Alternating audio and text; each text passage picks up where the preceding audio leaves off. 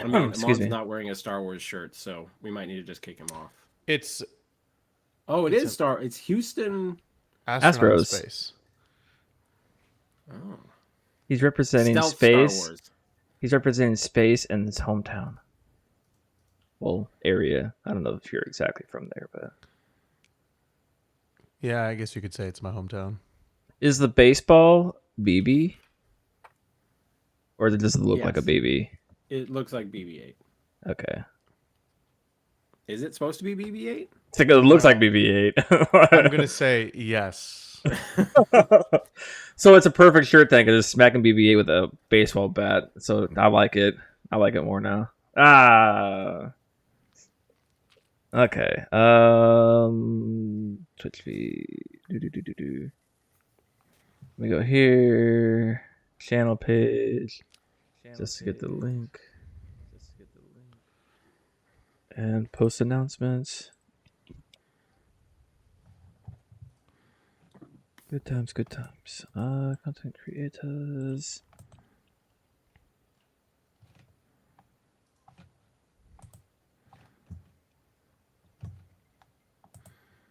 That's the fanciest water cup ever. It is. I honestly don't know why we have these. It is something I inherited from my significant other. That's fair. I have a bunch of similar cups, but they're on a much smaller scale. So imagine what you have there, but it's like a little teacup. It's like literally like this big. And I got a bunch of that stuff from my uncle when he passed. I would almost prefer that. But then you have to like fill it up like every 5 minutes. You take one sip and it's gone. More shots for the show. More shots. More shots of water. Well, I'm not. Well, I'll tell you what I'm drinking in a bit. But Is it water? Okay, I'm really curious. It looks like water to me. This is gin and tonic. Fair enough. All right. We got some people in here. Oh, what did I do? Okay, I didn't do anything yet. I gotta hit this button for Amon.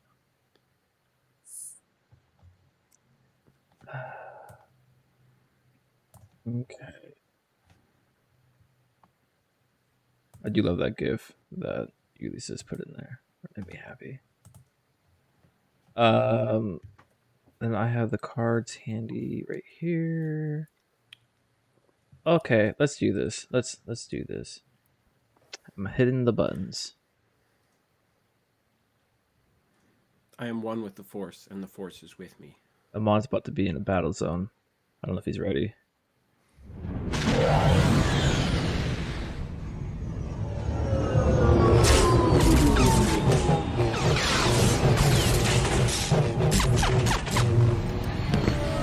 Welcome, my young apprentice. Stretch out with your Yeah, it's actually- feelings. Well, I can bring you in warm, or I can bring you in cold.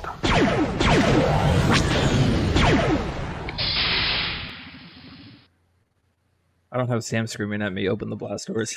I'm not used to this. All right.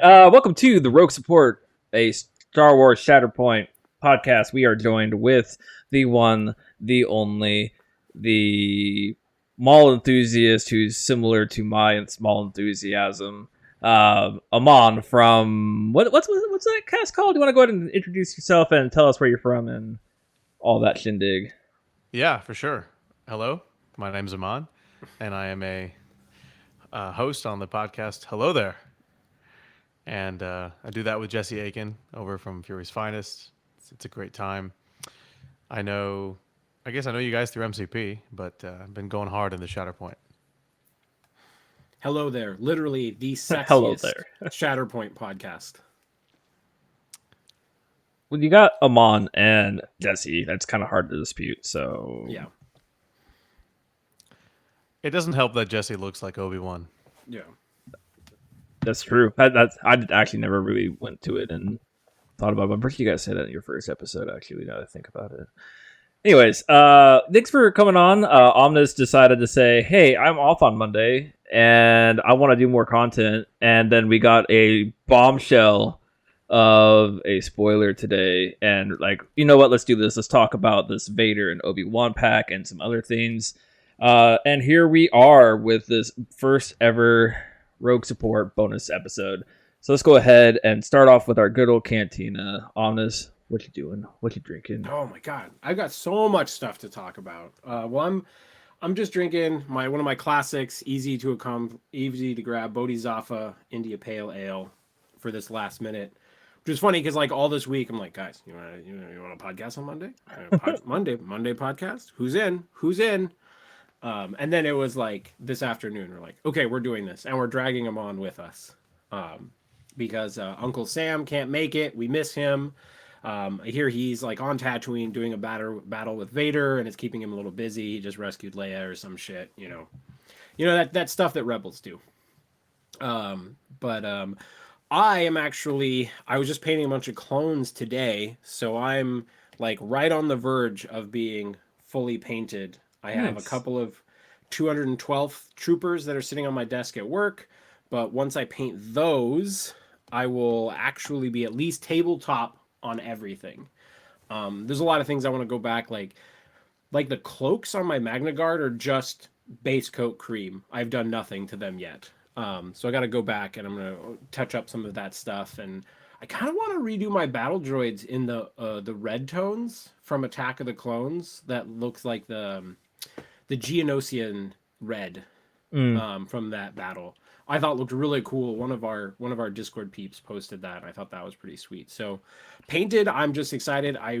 Both the Obi sculpt and the Rex sculpt are just top fucking notch sculpts. And so I'm pretty hyped to try those. And so last time we recorded, I had just played the Separatists, and then this weekend I played all Mandos, and I did Ahsoka and Darth Maul, so that I was playing like totally different stuff than the week before, which is fun. And we got to play on my freshly painted terrain. I got a teach kind of, I think it was her first game. Her name was Sabrina, but she was like a kill team player. And so she had played that pretty competitively. So she was like really into like the strategic advice and kind of talking about the tactics of the game. And we had a pretty cool game. I did end up winning it in just 2 struggles. I did get to have like the perfect Maul activation where he activated kind of early, took like a side point. And then shortly after that, she got an Asajj activation. So it was like Asajj, walk, jump, push, perfect, take the point. And then when his activation came up next, it was like climb back onto the terrain. And then he, there is no escape, pulls her off of the terrain. And so then he can throw the lightsaber at her because they're not engaged.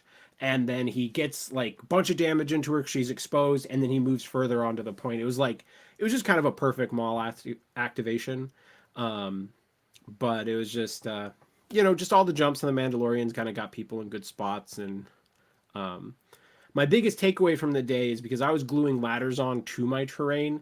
Afterwards, I glued on 3 more ladders because in game 2, I played against a clones player, and I felt like he got kind of fucked. Yeah. Super nice guy, but he was having so much trouble because it's just like where he positioned stuff and he didn't quite position things as far forward as you could. And I had already kind of done a whole teaching game prior, and I'm like, you know what? I don't think I have the energy to do another teaching game. I just kind of like let him make decisions for the most part.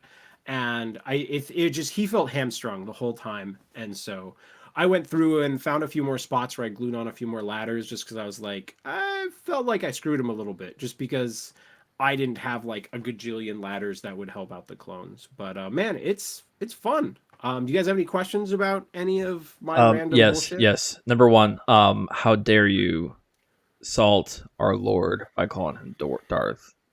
Is Lord Maul. It's just Lord, man. It's just formerly Lord. Darth. Formerly Darth. Well, I know he addressed himself as Lord Maul, but the whole time he's trying to take an apprentice.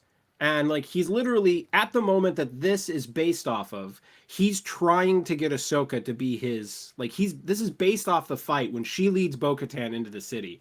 And he literally tries to convince her to be his apprentice. But he's I still feel Lord like he's Maul. Darthing it up. No, he's still Lord. As soon as he becomes half a spider bot, whatever you want to call it, so formerly Darth. His character is like very, very, very, very adamant about the fact that he is no longer Darth Maul, because it is a stain of him. It's very salty.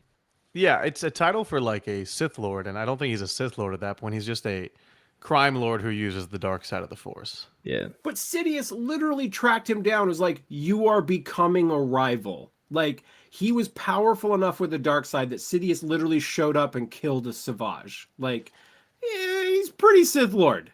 I think it was more so like power base. yeah. Criminal empire, all that. It was kind of like how like the Mandos in general, the Galactic Empire was like, we got to just kill the Mandos because they're a threat.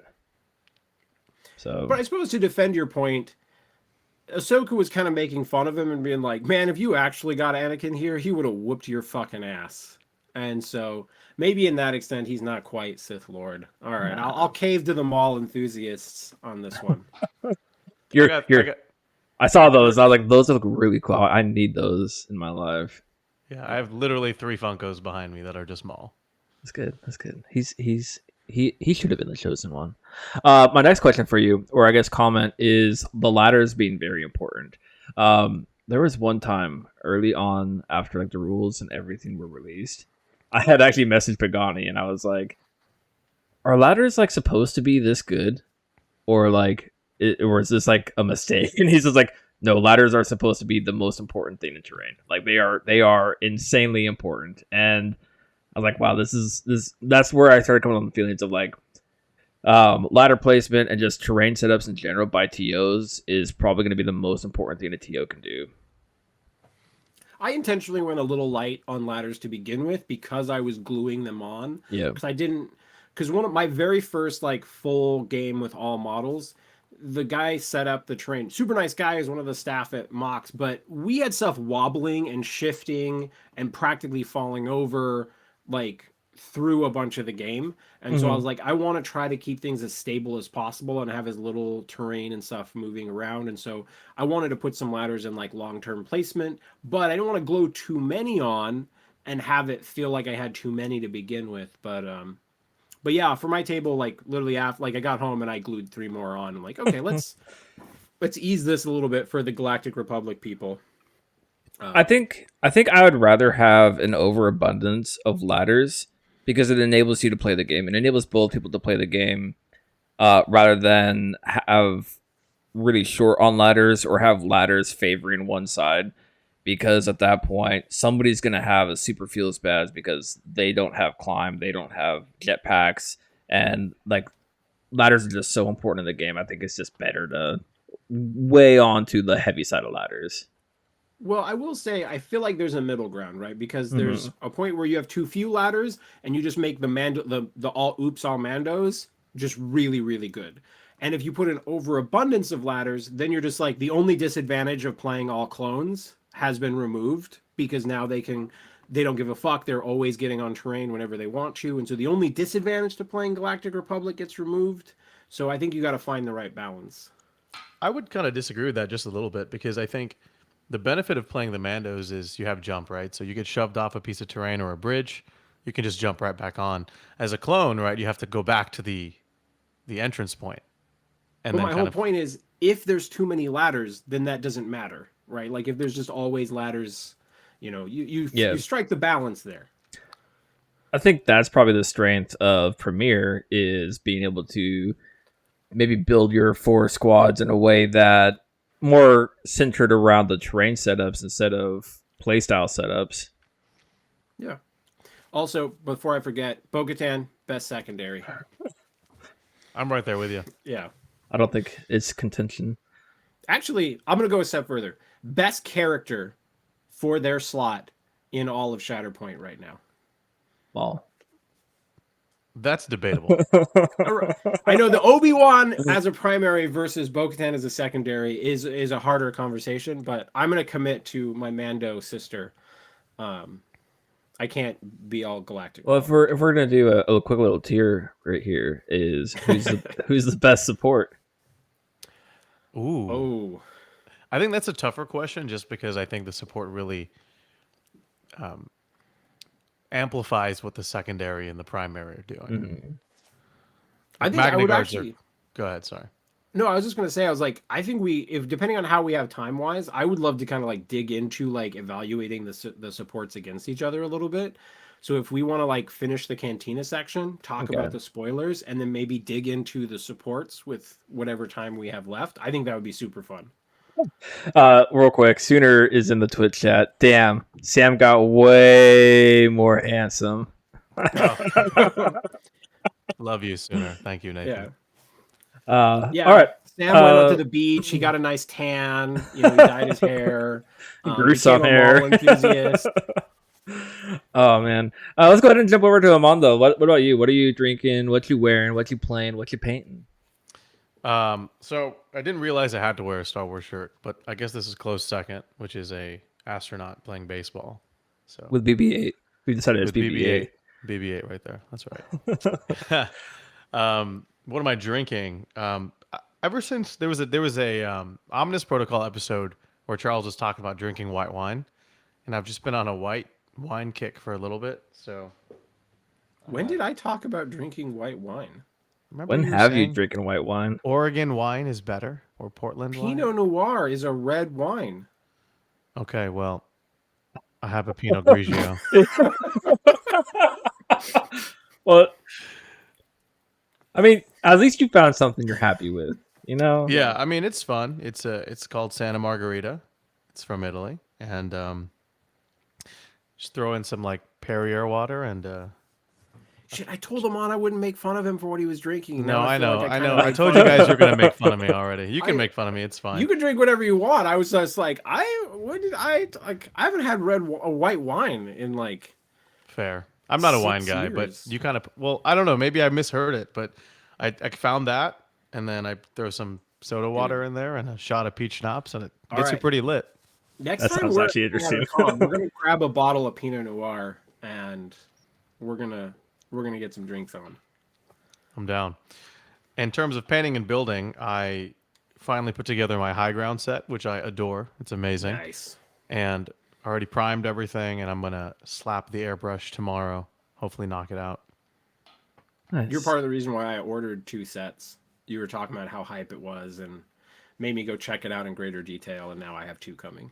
It makes the difference, especially if you're a Mando guy. It's just bloop. I'm here. Well, I did. I I'm put 2 here. of the. So you know the pieces that. Shit, I have them like right next to me. 1 second. So right, like you're supposed to do this, right? Like this is kind of the way that it's designed. That's not how I did it. Uh-oh.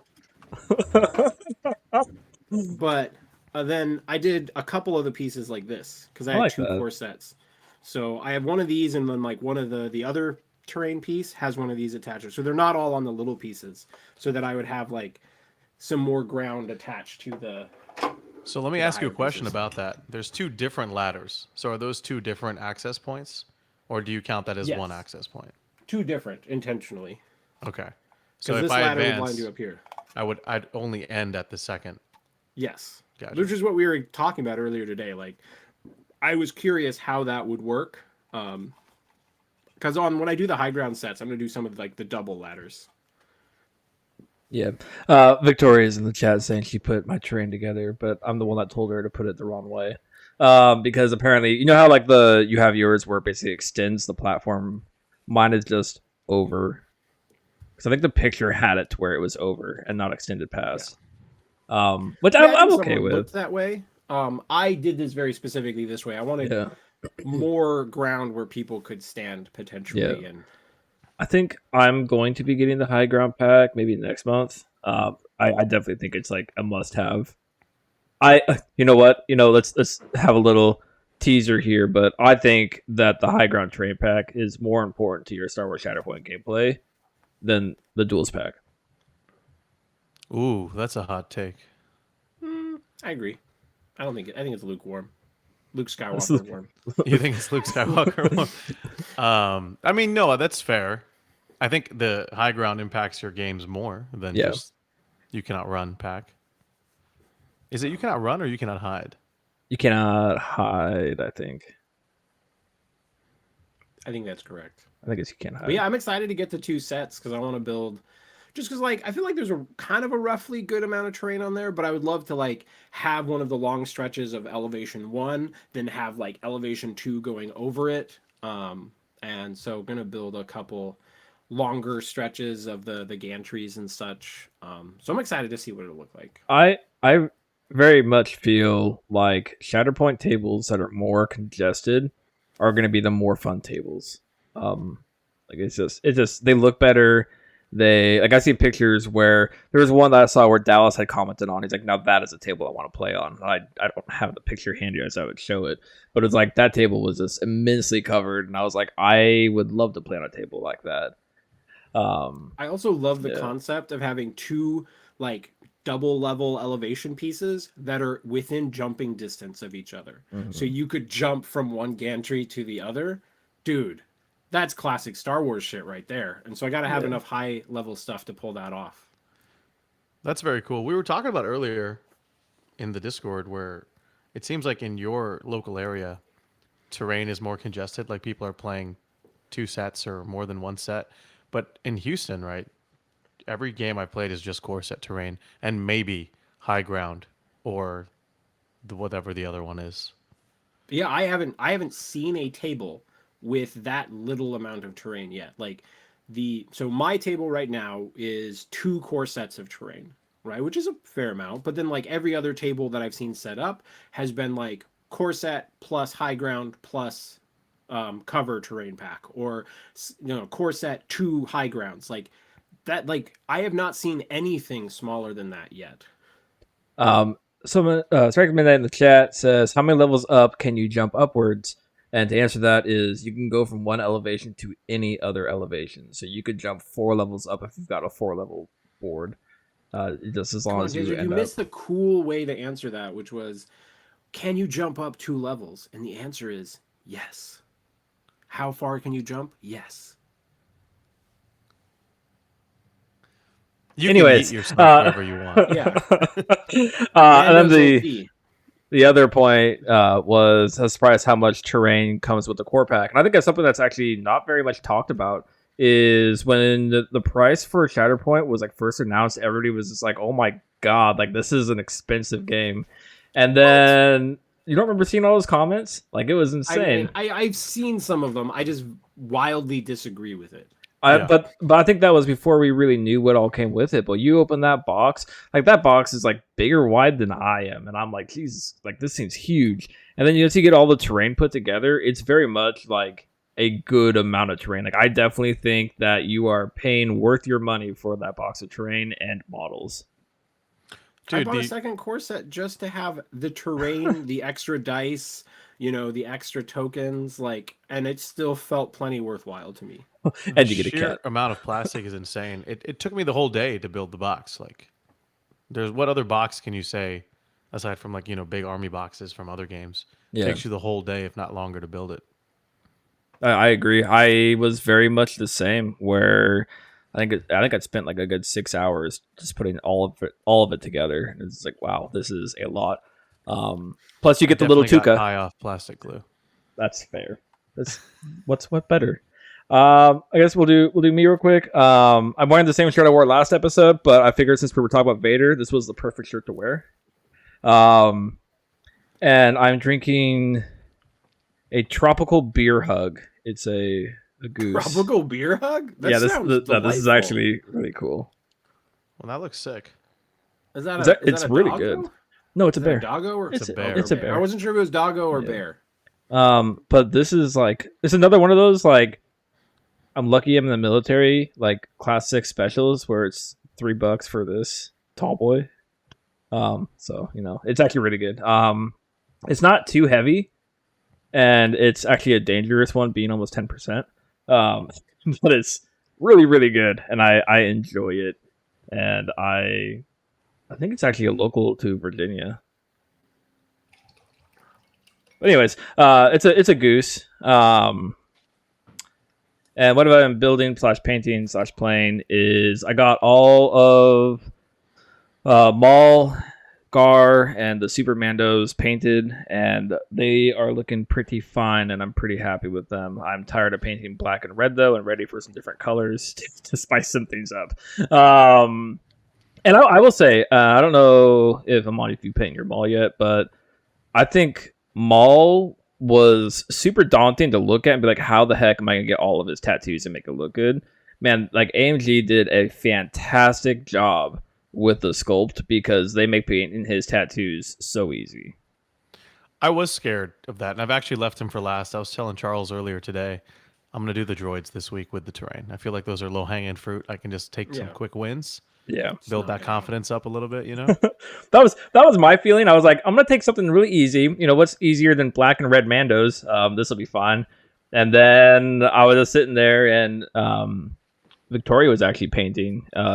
She painted a little dragon up, and I was like, you know what, I got some more time to paint them all too. And I knocked them all out in probably like an hour and a half. And I was like, he's looks good, like he's fine.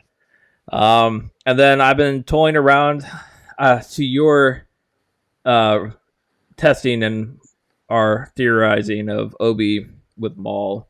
It did not work out very well. It was actually quite miserable. And Obi-Wan like just felt like the Mandos and Maul absolutely just played the game great. And then Obi-Wan, his first activation was move and stand on a point because that's all he could do. And then his second activation was move, jump, and stand on another point to keep Sooner actually from taking the point. So like Obi did nothing but literally move, and I never drew him to a point where I could reserve him and get the fancy stuff going. And it just, I was like, nah, I'm good. And I think it was cool to get the hunkers on the Mandos and get to stay there. But I think with where the game is at currently, where a lot of the game is very much melee and being engaged, not being Galactic Republic, so you're not benefiting from the hunker to begin with, really makes it not so great. But if you are Galactic Republic and you can use that hunker in melee, that's the difference. So I think Obi is great in Galactic Republic, but trying to splash him just to keep that hunker at this point in the game, I don't think it's worth it. You mentioned about I think sometimes units they fall victim to the order deck, right? Do you think it was a combination of that stopped you from exploring that further, or you just don't think the hunker's flat out worth it?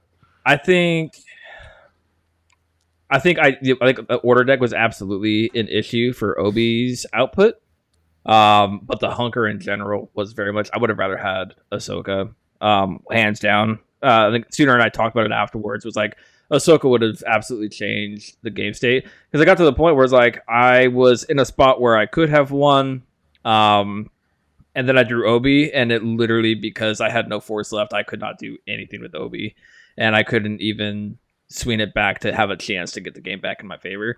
And I was like, this just not for me. I'm gonna go back to my Ahsoka all Mandos. But now we got Vader. The situation so. you described, like outside of Maul, what primary really does that much with zero force access? Like, well, Ahsoka would have been different because of the fact of him wounding characters would have been able to get her into position to where she wouldn't need force to do what she needed to do to bring the so you're game saying, back. like some of his Yeah. stuff would have meant that Ahsoka would have gotten to move if she had been in the same position as Exactly. Obi. Versus Obi really didn't passively do anything for me because I couldn't use the hunker in melee, and like it was cool to be able to go with Gar and be like, I'm focused and I'm hunkered and I'm keeping my hunker. So if you want to shoot into my combat, go for it. I got cover basically, which I think was really, really cool. And I think it's neat, but I think at the state of the game we're at right now, unless you're able to leverage those hunkers to be used in melee, like you can with Galactic Republic, I just don't think it's as much value. I will say I have a goal at some point to use Ahsoka where she gets to move during my opponent's activation and I take a point during their turn. I've had that happen actually. DeLuca actually did that to me. I was like, I have a chance to swing this game in my favor, and killed somebody, and he moved Ahsoka onto the point, and I was just like, oh, that's the thing. And then I was like, wow, man, this like Ahsoka's just so stupid good. I almost think she's worth it all the time. I know a lot of people love Padawan Ahsoka. And Yeah. this might derail, but I think you guys go down a bunch of rabbit holes, so I'm down to jump through this one. You're not wrong. Yeah. A lot of people are like, I want to play Padawan Ahsoka, I want to play Padawan Ahsoka, but like, I think primary Ahsoka is great, and Rex is good enough to where I don't mind losing out on Padawan Ahsoka. That and like probably by the time that Padawan Ahsoka actually comes out with Plo Koon, there's going to be so many different options for secondaries that it's not going to matter as much. I think right now it just feels bad because of the promise of you're going to get this character to. Yeah, nah. I think I would go out on a limb and say it's mostly people want to play Oops All Lightsabers. True. I think that's more so than like, is Padawan Ahsoka better than Rex? I think it's just people want to play more lightsabers. I honestly would argue Rex is better than Padawan Ahsoka, but that's probably. I don't know. I don't even think it's. I don't think it's a hot take either. I think Rex just has more going for him generally.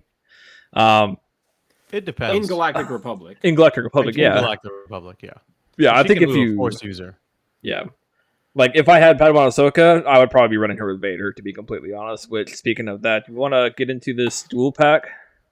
Yeah, I think let's dive into it. So, do we want to start with Vader or do we want to start with Obi? I kind of want Let's- to build up. Like, yeah, let's start with are you guys Obi. cool to start with Obi. Okay. Let's start with Obi. All right.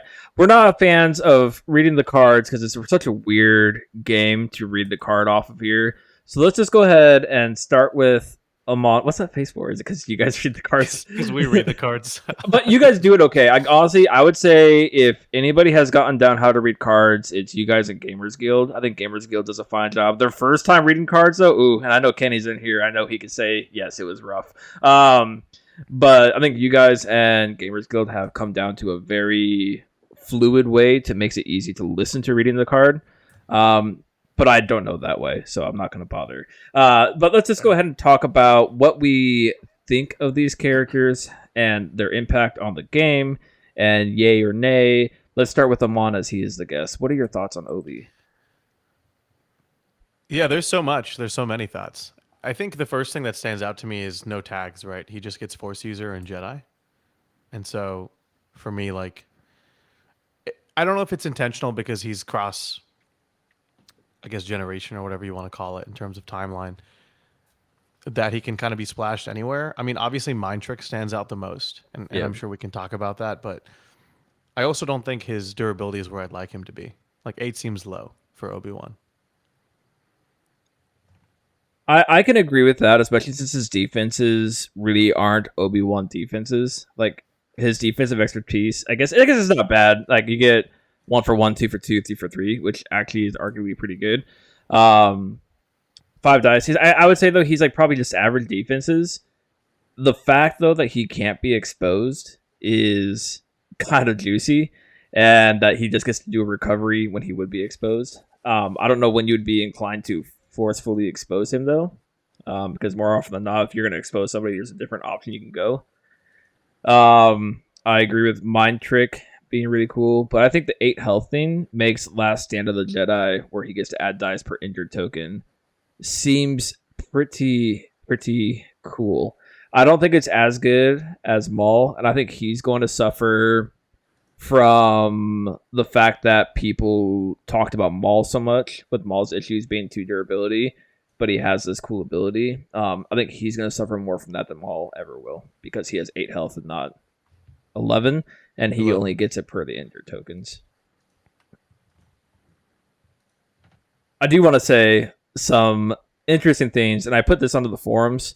If you read the ability run, it says at the unit start of this unit's activation, choose a character in this unit or another allied character that is engaged with an enemy character.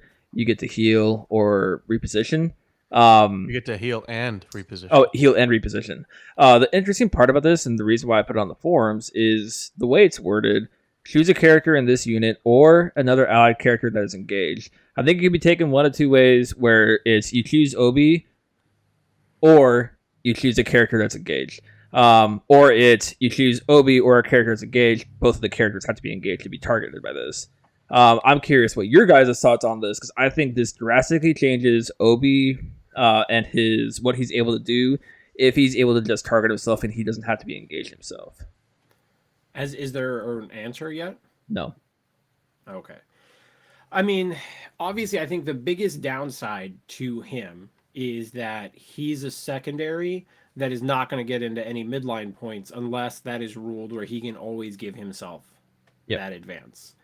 I have a suspicion that it won't. I feel like that would be pretty good. So I think it would be kind of cool if they gave that to him. Right now, he kind of seems like the secondary that you would start off deploying them like where they are holding one of the back objectives, right? Like you start them off in that position, and Obi's real strength, while I agree that Jedi Mind Trick is cool, I think what Obi is going to do is when he gets to activate and you just give someone that advance, that sorry, Amon, what is it called again? The Reposition. Reposition, where you could on Obi's activation potentially like move him to a spot and move someone else is going to be a big deal in the mid game. But that also means that he's only moving once. He can't move and like jump to a spot. And so I'm a little, I think he's fine, but I don't think he's going to be anything special at the moment. But I mean, that could change if it's ruled where he just gives himself the reposition anytime and he doesn't have to be engaged. So I guess is the clarification on the tactics ability that that is engaged is referring to just the allied character or both? Is that the question? That's my Yes, question. that's the question. So rules as intended, I would think it applies to Obi-Wan or Yeah, I think that's the whole intention. concept of running away is like Running away from combat. Yeah. exactly. So that's how I would play it, and that's how I would rule it. Obviously, I don't know what you're going to do for the TTS stuff, but yeah, I agree with y'all that like he's cool, but I completely agree that like you don't need to play with him to create some uber special list or something like that. I do think that run is really interesting because it allows you to maybe get onto points that maybe your opponent didn't think you could get onto, right? It's about during their turn, especially. I like that he's got, jumps and pushes kind of early in his tree and access to a fair amount of replenishment. But overall, this guy's not, especially since like there's a pretty reasonable chance if you're going to play Premier that you're going to play Obi and clones as one of your 4, right? And so you're not playing this guy. He doesn't immediately jump out to me as something that I'm going to prioritize playing a lot. I might play him when he comes out and like after I paint him, just so I at least can like talk about him on the cast and be like, here's my experiences with him. But he's not instinctually making my 4 squads. I agree. I mean, some people have been calling him Obi-2, which I think is kind of funny. But I do think Obi-Wan is so much better. I do think he's an interesting choice outside of the Galactic Republic risks. Like if you want to play all Separatists and your options are a little bit more limited there, especially with all the releases set to come out, then I do think Obi-Wan is an option. I think like looking at his card and trying to evaluate it at first, I was like, this is for the memes. But I really actually think he wouldn't be that bad as a secondary for Vader, which we could talk about after we talk about Vader. But I kind of like him with Maul. It just comes down to like where does Maul go for his supports, and that's the issue. Is Obi-2 doesn't really do anything for the supports we're trying to do, which kind of comes back to something that a lot of people in the community, and I know all 3 of us included, think this, that like your supports and your secondaries synergizing is incredibly important to your squad building. And Obi not having any of that is kind of just like, is it worth it? And I don't know. I think Mind Trick is really cool, but being able to be in a position to pull off Mind Trick is really kind of just saying, kill me. Like it really is, because Obi's not going to be hard to take out with his defense and his health pool. I just think how easy is it to take out Bo? It's very I think comparable. I agree with you. He might be kind of an interesting secondary to try with Dooku. I thought about that right? too, yeah. Dooku, Right? for Like, sure. I mean, like Django's real good. Don't get me wrong. Like Django fits, but I have found a lot of time when I'm playing Separatists, I have an overabundance of Force Replenish, and I would probably have the Force to spend on Jedi Mind Trick. And I think Dooku, like having access to the Obi Advance, could do some like pretty cool things. Um, and so I could see some. I could see that. That's weird. Where you're like imagining like an Attack of the Clones. Dooku's like, hey, Qui-Gon would have joined me, and Obi's like, if Qui-Gon would have done it, I'm a separatist now. I'm in. Let's do this. fuck the Republic. Let's go Seppies. Let me ask you this though: do you think you have all that force because Django's refreshing it? I think it's a combination of the two. I actually do. Django. Dooku is the boy who like you're like a wounded dude, get force. You know? Yeah, I think not And- Obi, but Dooku just generates it. But I think the reason why you have an abundance is because of both of them combined. Yeah. Well, I think it's largely Dooku. It's Yep. Dooku gives you the 7th, right? He gives you that extra one, and then Dooku doesn't spend for a jump, right? No. Like where all your other primaries are spending to get their extra movement. He just gets it, and so I think Dooku just relieves some of that pressure, and then and then that kind of like opens you up to those options. So. I would probably try him there, and I don't think I would hate it. But Django's legit, and he's a Mando. Django is legit. Django's legit. Argue close second to best secondary, possibly. If he had more things that synergize with him, I could easily see him If- breaking if- into being the If best. he had the tag Mando, he would be the best. Mm. Oh, that's probably why he doesn't have it. Because Yeah, Yeah. he should. Honestly. Wizard, when you say stuff that hot, you got to give me a warning because now Sorry. my pants are moist. Oh, I will say like Obi-Wan is super interesting in both Dooku and Maul, but you know, Dizzard, like you've made it no secret, like you like playing with Gar, right? Yeah. And I think Dooku could, or not Dooku, but Obi-Wan or Obi-2 rather, could replace Gar because his shove is the second, yes. is on the second tree, And the right? third. So, and the third. So I think you could do it. I think it would be a fun place to try it. I think it's worth trying. And the more value I could get out of like a purchase, like the duels pack, is better. My only thing is it worth running just Super Mandos under Maul? Like, because the support is really where it comes into question. And without having Bo on the table or Gar or the other Clan Kreese, is it worth it for just the Super Mandos? And that's the question that I don't really know. All right, I got a question for you guys. It's kind of just funny. Possible nickname for secondary Obi-Wan because he's out of hiding. So it's O. We call him Obi-Wan.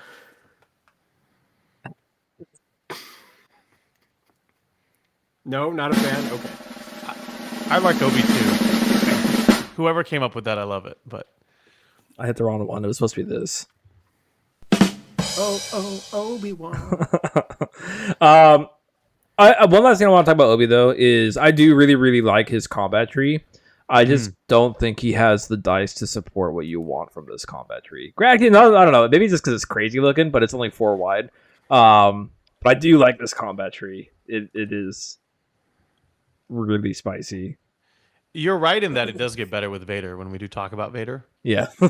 But I don't mind it too much. I mean, 6 dice isn't bad, and arguably Well, you'll and get he's 2 gonna to get 3. those two. Like he's got Last Stand of the Jedi, right? And so like a lot of time people got to wound the character that you put on points. And he's easy to so- kill. I mean, you could force it, sure, yeah. Yeah. So I think he really feels like more maybe different than any other character so far. He feels like a struggle 3 character to me. I would would say 2 and 3, but Yeah. I don't disagree. He's a late game player. Like he's definitely not an early game player by any means. Especially because his tactics ability only procs once you're in combat, right? You're only really Yeah. getting into combat. End of Which solo I'm trying to wrap your head around how that's going to impact a game is very, very interesting. Even Mind Trick, trying to wrap your head around how Mind Trick could impact your game is like, yeah, you're gonna shut off an attack, but then it's like this isn't MCP. It doesn't say they get their action back. It just says it shuts off the attack. Like there is no getting your action back from this wording.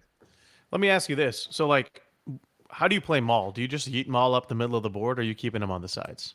I like to flank with him. He's a in MOBA terms, he's a jungler. For anybody who understands that. Yeah. He likes to play on the sides, and I think the more you throw your lightsaber, the more effective Maul actually is. Well, what's interesting is if you have him jungle, right? Obi-Wan can counter Maul fairly well because you can just mind trick. That's the actually attack. true. Yeah. So I do want to back up for a second. The ability straight up says right there in it, they get to make another attack. Targeting No. someone else. It does Someone not. else. It's a Yeah. Let me see this. Yeah, they get to make another attack targeting someone else that just had 2 less dice.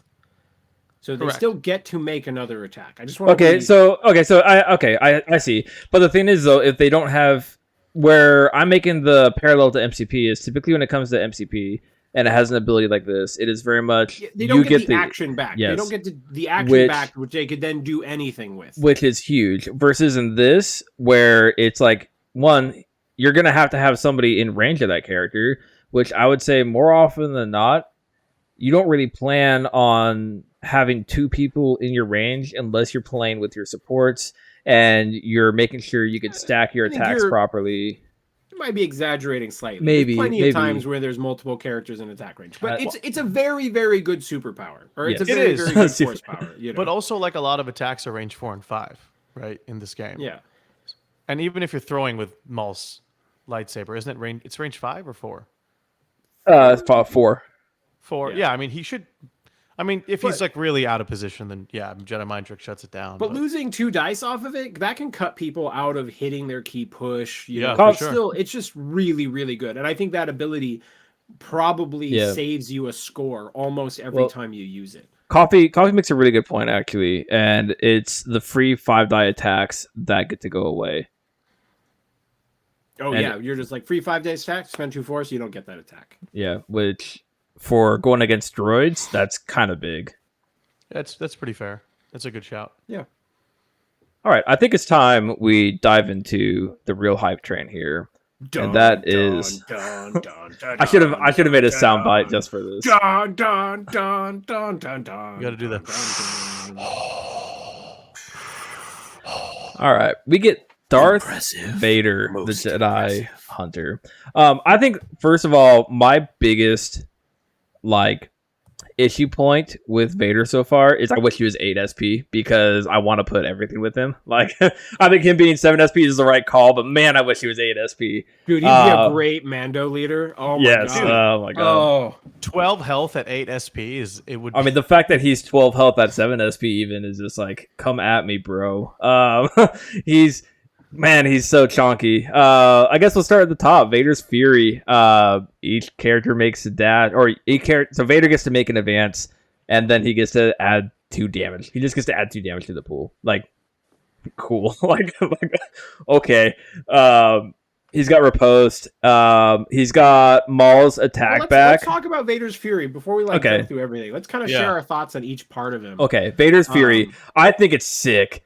Like, Sick. and it's only 1 force, and it's so freaking amazing that it's just leaning in to the name itself of Vader's Fury. This dude is going to make that advance and slash you down, and all of a sudden you're just hurting. It's to me, like I think this is very much everything on Vader's card. It is very much thematic. It is Vader, and I'm so happy with his card overall.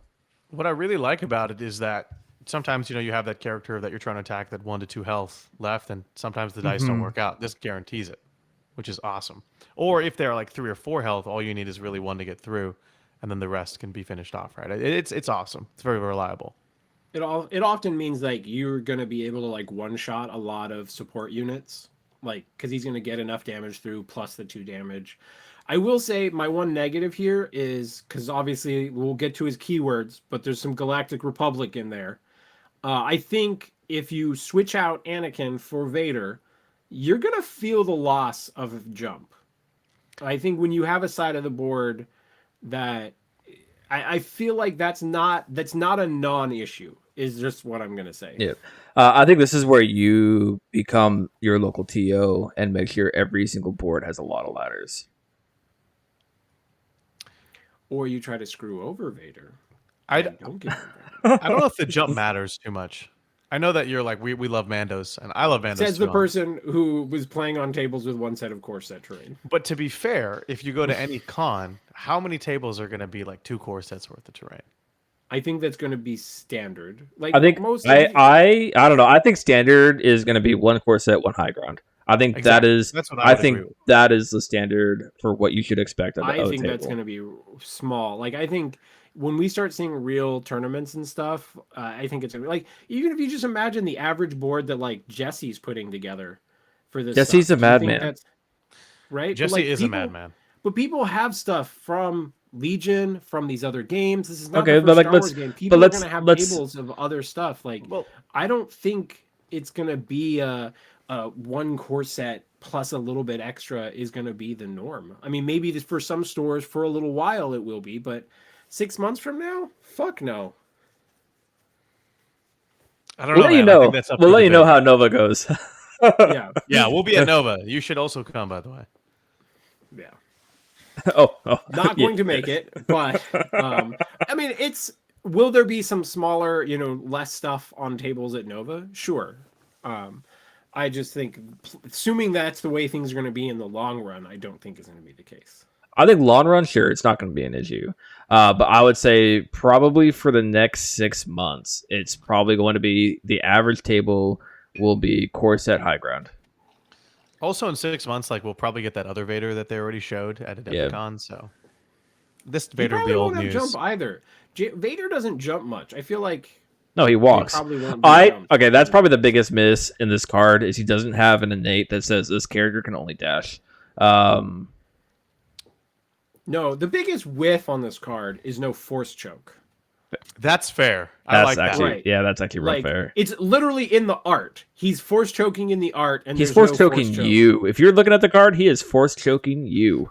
Like Does he force choke in the Kenobi show? Because this is definitely the Kenobi show, right? I don't think he Yeah, force he chokes. literally like grabs, like he's literally force choking Obi-Wan across the sand and dragging him through. I thought he the was fire. like body choking. I I think he that's does I mean, force choke Reva, to be though. fair, he force chokes as Anakin quite a bit in the Clone Wars, so it's like a signature thing for good old Darth Yeah. Vader. But yeah, him not having, I think it's because they want to separate Darth Vader, Jedi Hunter, and then Darth Vader, whatever his title is going to be for his thing. Well, then don't make the art all force chokey. Make it a little more lightsabery art. Yeah, I'm make it more happy. I lightsaber. mean, the art is cool. I like it. Oh yeah, the art is Big great. fan. I'm not a, no. Chris yours? Yeah. I mean, it's fantastic art. It just, if you're going with that art, I would like a little force choke action in there somewhere. Here's what you can imagine. You can imagine his Sith Lord Strikes Back being a force choke, which is basically a better revenge. I must have revenge because this is not limited by only being a melee attack that wounds him. Okay, that's gonna be my canon. The Sith Lord Strikes Back. I mean, it's a melee attack, which I guess he's using his hands. So we're just gonna call that. I force choke you for wounding me. Doesn't this attack have to wound him though? It does. It's just like Maul, except for the fact that it's not limited to being only a melee attack that wounds him. Because like Maul's biggest issue is you just stand at range 3 and shoot him, and then he doesn't get to do his revenge. I must have revenge because it's a range attack. Vader, however, will be able to still do the attack back after he gets wounded, which pretty not if pretty good. Jedi mind tricks him. true. True. That's 2 force though. That's expensive. Probably 3 force because he'll be wounded or injured. Yeah. But we skipped over riposte, but I think we all know what riposte does. I think Vader having riposte makes more sense than deflect. I like it. Thoughts on riposte? It's I good. mean, it's an ability I don't think anybody is sad to have. Fair. But it's only melee attack, right? It's not. Yeah, against yeah. ranged Yeah. attacks. It's only melee. Anakin but- gets it against ranged. Correct. But Vader's slow. If you think about like Vader's much slower than Anakin. So he just absorbs the hits with his freaking 12 health. Sith Lord Strikes Back is basically the attack back. I like it. I like the fact that it's basically better Maul for the attack back because he's not limited by the range, just like we said. What are your guys' thoughts on this? I think it's great. Big fan of it. What really is interesting is someone can just shove you off a point, right? Think they could win it. Maybe they do too much damage, or their intent is to take you out. You dash right back onto the point. Deal that 5 Yeah. damage. Or 5 attack. It's pretty cool. Facts. Yeah. Omnis. It's solid. I think obviously he's not scoring points right because he's wounded. Fair. But I think still getting yourself back into position may be more important than the attack. Sure, you might push someone back off the point so they don't get to score it either. But a lot of the time, especially for the primaries, it feels real bad when you get like double pushed off a point, and then when you have to like finally go back to that character, and now it's a different struggle, and you're like, man, I am so out of position. I think the Sith Lord Strikes Back doesn't start off costing any force. Solid choice. All right, now his signature, which is probably one of the coolest parts of his card, in my opinion. When an Your allied hatred makes you powerful. character makes an attack as part of a combat action, note it says allied character, doesn't say other allied, so he can make himself do it too. Mhm. After choosing a target, the attacking unit may suffer 2 damage. If it does, the attacker adds 3 dice to the attack roll. Oh my god, Maul loves this ability. Like, I read this and I was like, oh my god, I must pair Vader with Maul. Because he gets to suffer the damage before Maul builds his dice pool, which means if you did a force run with Maul and you do this, you don't need to do the expose thing before you attack. Man, it's so juicy. And then he's rolling 4 added dice round his first activation. God, it makes me Maul happy. Omnis, I want to hear your thoughts on this because I'm just a Maul fanboy, and Amon is shaking his head over here like, yes. So, Rex is my favorite of the clones. Like, of any clone in anything, Yeah. it's Rex. He's got some of that cool ARC Trooper shoulder pad stuff going on. Like, Rex is the man. And there's great synergy here because Rex is like cool damage tree where you get, a push, a pin, and a Cover. reposition. Reposition at the very end. Also but- gives you 2 replenishes. And so when you give this to Rex, there's a pretty reasonable chance that he just heals the damage right back. Yep. And so you're just like, boom, Rex, roll 10 dice, like annihilate this guy, push him off the point, pin him, and then heal the damage right back. Like, oh my god, that And then, is, like, the it's- coolest. It's also very much, you can just do your head canon, like, what if Rex never left Anakin? Like, what if he just kept working for him? That's What pretty if cool. Ahsoka didn't rescue him and he just got to go Yeah. serve Vader Yeah. as like Vader's number 2? Yeah. I I think it. it's a game defining ability just because it allows you to build lists in certain ways. Obviously, you talked about Maul, which it's the first thing I thought of as well. Is like I can finally feel good about playing him and throwing a crap ton of dice. But I also think it's really interesting to pair with, we talked about the Galactic Republic tag, which I find very fascinating because it pairs really well with Obi-Wan because you can make Obi-Wan swing for a shit ton of dice and Obi-Wan gets a lot of recovers in his tree, right? So Yeah. I don't know if it's Ceresu or whatever, the one that's only 5 dice. You can make that a pretty respectable attack, which is 8 dice, pretty good. And then he can heal back up, which makes that particular stance more interesting versus Well, the just fact going that you back. can make it 8 with Vader, or sorry, 8 with Vader, and then 11 because of Hello There, which crazy. is insane. Because we were talking earlier today, and it was very much like that combat tree is so good, but it's limited by the dice. And man, like Vader being able to pump, basically Vader being able to make anybody Darth Maul for an attack is nuts. Yeah, it makes Well- Luminara pretty decent too, because if you can get to her tree, she's got, I think, 5 recover over Yeah. the course of her Ceresu tree. And you can bump that up to 9 dice. It's pretty good. Well, I think when you realize like there's no range on this, so like this Yeah. affects your other squad too.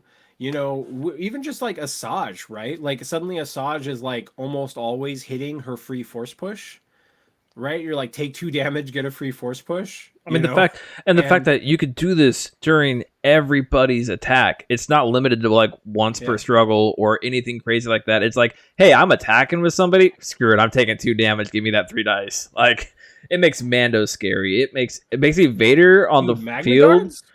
Vader on the field makes the entire team like this. It throws all the dice math that you're used to completely off. I'm a big fan. Yep. He's honestly everything I wanted. Now, I don't think you need him to play Galactic Republic, Yeah. but I do think it's very enticing. My first instinct, though, is I think he's a side grade to Anakin for Galactic Republic. Like, I'm not sure he's better than Anakin, but I don't think he's worse either. Like, he's kind of different, but like kind of an equal power level is my first instinct. Could be wrong. It could prove that Anakin's double attack is just better, but it also could prove that like being able to give Obi-Wan bonus dice like is too bullshit. But is he like gonna straight up just like make it so nobody ever plays Anakin? I don't think so. It's interesting because the momentum shenanigans you can do with Anakin is very worthwhile, I think, in some cases. But Yeah. I think Dizzer's mentioned on the cast before is that you're relying on dice too much. Let's not give Dizzard too much credit. Ah! Tone that down a little. But I do agree that maybe Anakin adjacent is fair, but I do think that identity is incredible, and it changes the way you squad build. Whereas, like, you can replace Anakin with an Ahsoka or something like that, right? But like Anakin's signature like ability is pretty good too. Like being able to like actually get scoring as well out of. I've seen Anakin's signature ability just end games. Yeah. Sure. So Facts. yeah. But to be It's- honest, this could also end games where it's like I just drew. Let me think of like who's like the worst. I just drew 501st, and they are notorious for not doing great at attacking. Now their attack is pumping 11 dice if they focus, which is pretty respectable even for clones. It makes Gar really good too, actually. If we're gonna Hard rolling 12 dice, like oof. Gar rolling 12 dice is nuts, bro. Oh man, I might go back to Gar instead of Bo in that mall list. Anyways, Gar kind of wants to shoot, right? Because you can only. I guess you only yeah. give No, the bonus dice no. to- you only give Gar? the bonus dice to melee. Have you Gar's a used monster Gar in in melee? Have you used Yeah, Gar? but This would be a 13 die attack from Gar in melee. He's probably getting his tree. This is why you build him with the shield and pistol, because this Vader right here. I hard disagree with that one, but yeah. honestly, I think we're all fans here. I think the next biggest thing to note on this card we're looking at is one, Vader is 12 health and 3 durability, which comes into question. Why is Maul 2 durability? Dude, that's been my biggest problem with Maul this whole time. Like, yeah, he lost his legs, but Anakin lost both his legs and arm and like half his organs. Yeah. I'm really curious, and I Vader's would the chosen one, boys. no. Anakin's the chosen one. Vader's just a byproduct. Vader is the chosen one. But I just think it's super interesting because arguably Vader is going to be scarier across the table than Maul. Arguably, because he's impacting the team more than Maul does, and being able to keep Vader sticking around longer to be able to do that signature, which isn't impacted by wounds, is kind of big. So I like the My fact only that he's complaint 12 with Vader health is that I don't have a 3-cost Mandalorian support unit. Yes, that's facts. That is absolute facts. I don't think you'll ever get one, to be honest. Maybe when we get Death Watch. Will you Or not? no, crush but my not Shadow dreams, bro? Collective.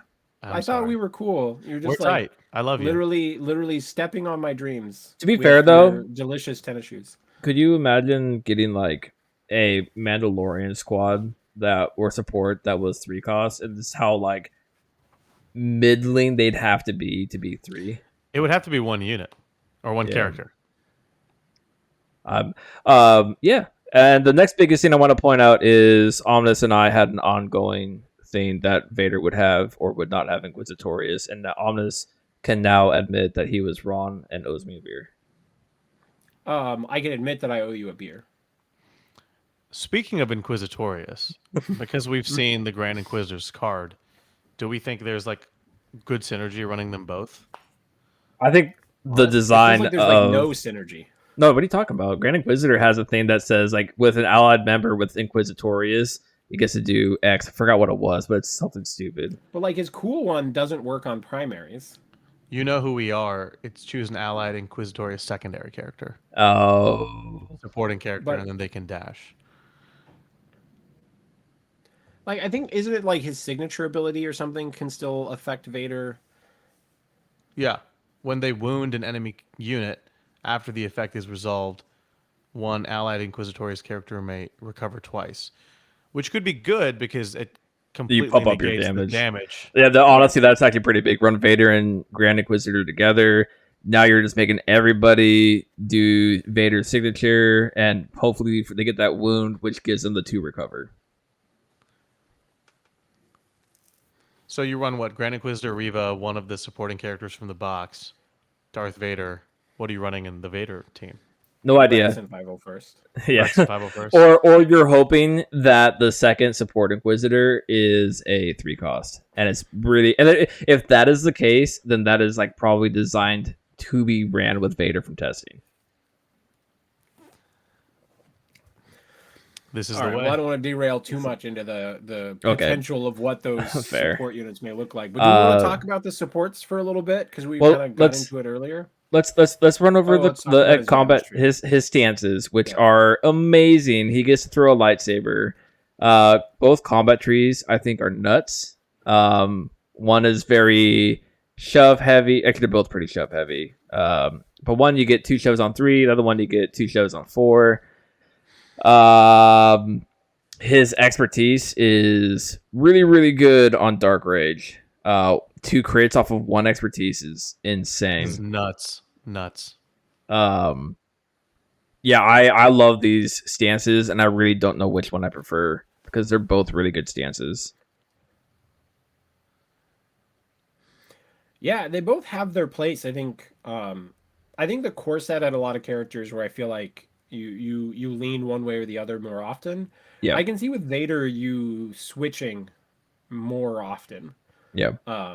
Because I'm not a fan of Dark Rage on Maul. I like Sinister Cunning, but Vader's Dark Rage, Nuts. not bad. Yeah.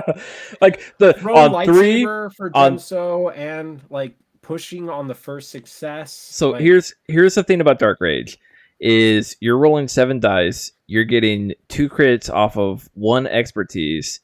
On 3 results, you're getting 2, 3, 4 damage and 2 shoves, and then if you did Vader's Fury, it's now 6 damage and 2 shoves off of 3 results. Which you're probably getting 3.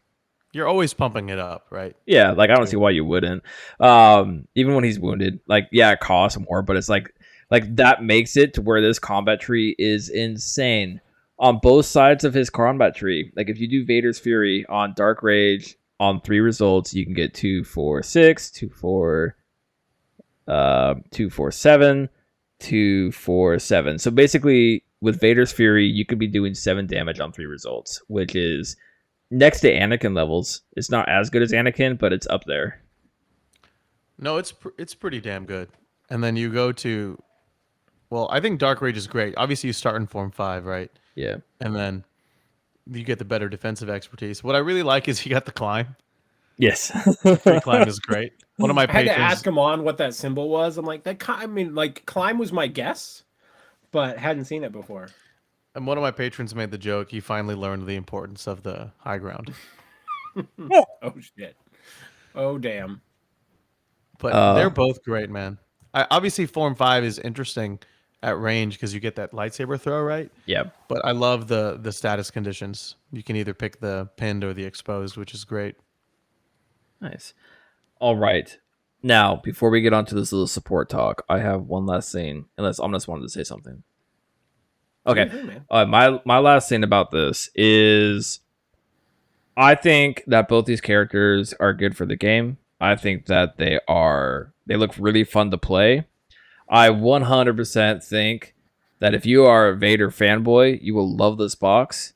But I also 100% think that, like I said earlier, if you are strapped and it's like, I can get the high ground box or I can get the duels pack, I'm probably getting the high ground box. I don't think this is a must-have for your collection unless it's the fact that you really want it. I don't think there was a must-buy box coming out next month. It's Luminara. probably. Oh, I'd agree with that. Yeah. 100%. Yeah. To be fair, though, if you're a Star Wars fan, you're probably a Vader fanboy. Yeah, and you're probably buying this Or- box anyways because you want Yeah. Vader. Vader fan Can person. you be a Star Wars fan and not like Vader? Like, are those Or two things Obi-Wan. possible? Or I feel like you have to like at least one of them, right? I mean, they are the best part of the original trilogy. Not R2D2. R2D2 goes hard. Boba Fett goes hard too. He's probably one of the best facts Oh, of the. that's true. He did set the stage for all of my sweet Mandalorian future. Yeah, That's I true. can't wait till Boba Fett comes out. Because he'll be Jango but better. Well, he won't. If Django's any indication, he probably won't have the Mandalorian keywords. My question about Boba. Let's do a quick little speculation. Is Boba going to be a primary or a secondary? He'll be a primary. I think he'll be a primary. I think he'll be a primary because they'll do him from the Mando show or the Book of Boba Fett show. Yeah, Fennec Shan will be his His secondary. secondary. that'd be pretty cool though. If they do the bike people, though, I will get annoyed. Yeah. That's I fair. didn't Who do really. you think I would didn't be care for the bike his? people. Who do you think would be his support unit? I can't remember what race they are. The pig guys. The Yes, Gamorrean guards. Gamorrean guards. I would Or- love that for a support.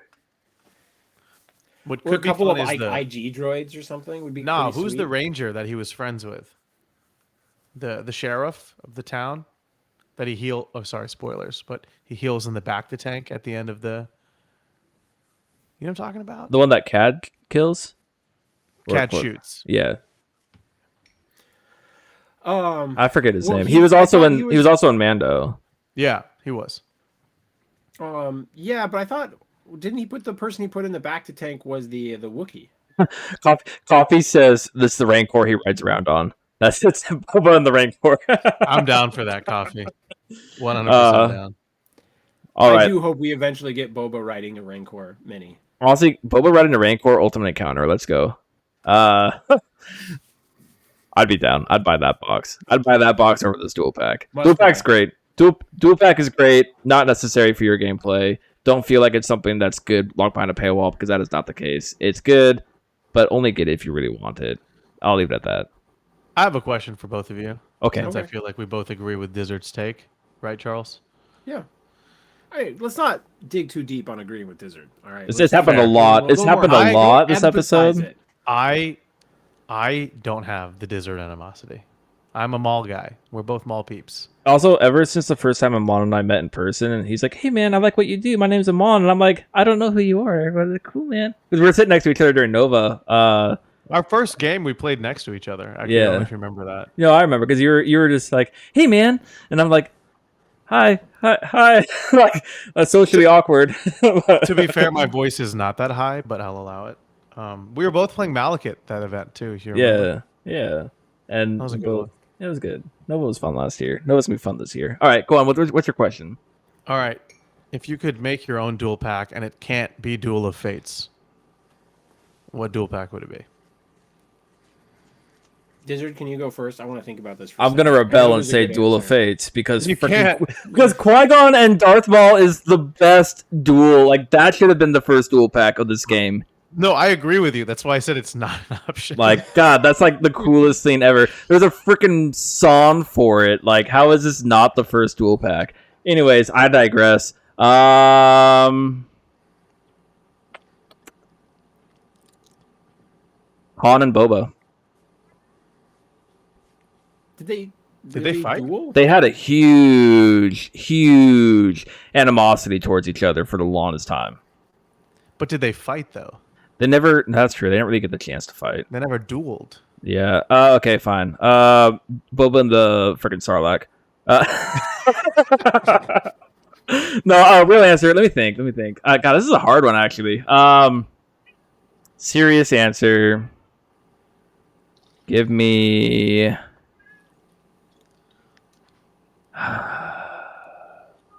I'm gonna throw one out to Sam because Sam isn't here to represent, and Rey versus Kylo. That's pretty sweet. So a couple Like on hit my top of mind. the ship in the water. Yeah, I think that'd be a cool one Yeah, that'd be pretty sweet. because maybe it could be a piece of terrain. You know, I like it. One of my favorite fights that we didn't like instinctively get the characters from, because like having just rewatched Clone Wars, right? I think one of the best fights in the whole show is the Ahsoka Darth Maul fight. Yeah. But we got the characters that are meant to be in that anyway, right? Like they're not a dual pack, but they're meant to be that moment in time. And then but most of the other fights are like 4 people. Like I really liked the Maul, Savage, Obi, and Asajj fight. That's a good That one. was sick. But some other fights that I thought would be cool for a dual pack would have been like Obi-Wan and Jango from Attack of the Clones on Camino would have been fantastic. But I think if I had to like actually pick one, it would be Din with the Beskar spear versus Moff Gideon with the Darksaber. That'd be sick. I like that. Yeah. Because that would be 2 characters we don't have as well. And so, I'm not mad at that. but I would also take Bo-Katan with the Darksaber versus Axe. Power Armor Moff Gideon. I thought you were gonna say Axe, which was honestly a better fight than the one against Moff Gideon. I thought the fight with Axe looked really awkward. Like that was definitely a fight where they didn't know how they want humans fighting humans. It was very Fair. much a power struggle, though, which you could tell between the fighting. Whereas like they didn't want to just make it over right away, and I enjoyed the fight for it. Versus like the Moff Gideon fight with Bo was kind of just like it was over before it started. Like it. Eh. I have 2 answers. Okay. Okay.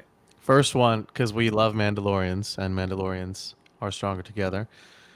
And this gets another Maul. Is Maul versus Pre Vizsla for I'm the down. Darksaber. Yes. That was a sick fight, and I think you could. And Maul purposefully doesn't use the Force in that fight, so I think it'd be really Yeah. interesting to see a Maul who's not using the Force. Just murder Maul. Just murder Maul, like pure.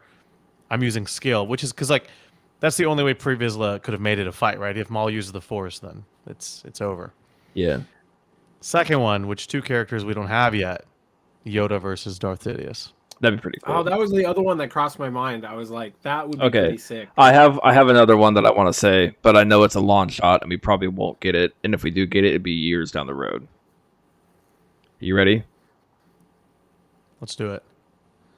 Malik versus Revan. Okay, that is kind of the best answer. You know? Yeah. But we're not going to get it probably for years until we get some Old Republic Revan Loveness in canon. Are they canon yet? I know they. No, they're not. Revan. They've mentioned Revan, but there's no mention of Malik. There's no mention of what Revan did. Just the name Revan. I think it's like the only thing that's actually The canon. Old Republic massive multiplayer game was canon, so that indirectly Not no more. makes- Not no more. No, they cut, Not they cut anymore. that stuff Yeah. out. It's not. They cut it out. Yeah. I do want to see Cal though. Cal Kestis. That's my boy. I would like Cassis to be Cassis. Oh man, you know what'd be another cool one is Starkiller versus Vader. That'd be Ooh. pretty sick. Okay, we can go on and on about this. Let's go ahead and get into the support chat. Omnis, do you want to go ahead and reintroduce this topic and let's try and crush this? Okay, so one of the things that we've been kind of starting to discuss is support units are a huge aspect of the game, right? Maybe even like in conversation for more important than the primaries. And how are we measuring them against each other? And I will say I loved playing the Mandos right off the bat, and then I played a couple of games with Separatists, right? And playing Magna Guard and B1s that both have 10 health. Like, that's a big deal. Then suddenly I'm like, shit, my Clan Kreese Commandos are getting wrecked a little bit with their 7. Super and then Mandos are the best Mandos. and then you see like the Commandos coming out for with Luminara, right? That are going to be 6 health. Yeah. That worries me. So the concept is just how are we going to be measuring these against each other? And I don't want to talk about MCP that much, but we hit a point in MCP where we really had to step away from the more fragile, low-cost characters and go with, like, if you're going to play low-cost characters, you need them to be durable. And my instinct now is I'm not sure I want to play low durability support units. So that's kind of where I'm hitting this. Dizzard. I think it very much comes back to Mandalorians will survive, and the fact that Beskar armor is one of the best defensive expertise in the game, and it will probably continue to be so. Because it's like, I mean, it's not so great on the supports, but it's still like 1-for-1 what, 3 for 2. It's still pretty good as far as supports 1 for go. 1 and 2 for 2. Oh, 2 for 2? Yeah. Okay, which is really good for supports. For all the other supports, like B1s are rolling 3 dice and they don't get a block on expertise until 2. Yeah, they have more health and they have protection if they're on a point, but it's B1s are very easy to just crush. But do you think so? Like, not assuming that like Clan Kree's commandos Yeah. get to be with Bo-Katan all the time, because you just can't always have them on the same point. Yeah, no, you can't. But like, yes, I- Beskar armor is really fucking good, Yeah. and against a lot of small attacks, Beskar armor is like gonna add up and be significant. I would say B1s actually still feel a little bit more durable overall with like. I having would steadfast and I would protection. disagree with I that don't 100%. agree with that. Yeah, no, B1s just die. Like I anytime I played B1s and my opponent went into them, it was like I got no blocks. And I rolled 2 expertise and I got 1 block, but you also rolled 3 crits. Like, and you're still doing like 5 damage to me. Like, cool. B1s just die. But I think it's fair because they're supposed to. To a They're certain extent, all support units just no, die, you're not. but, You're like, not. You're not wrong. But I do think back to the whole Bo supporting Mandos thing. I do think that the Clan Krees suffer from not having Bo nearby, where the Super Mandos are good without her nearby, and they just get better with her nearby. That 8 health versus 7 health is actually kind of huge in my opinion, because there's a lot of characters who can only max out at 7 damage. Not a lot max out at 8.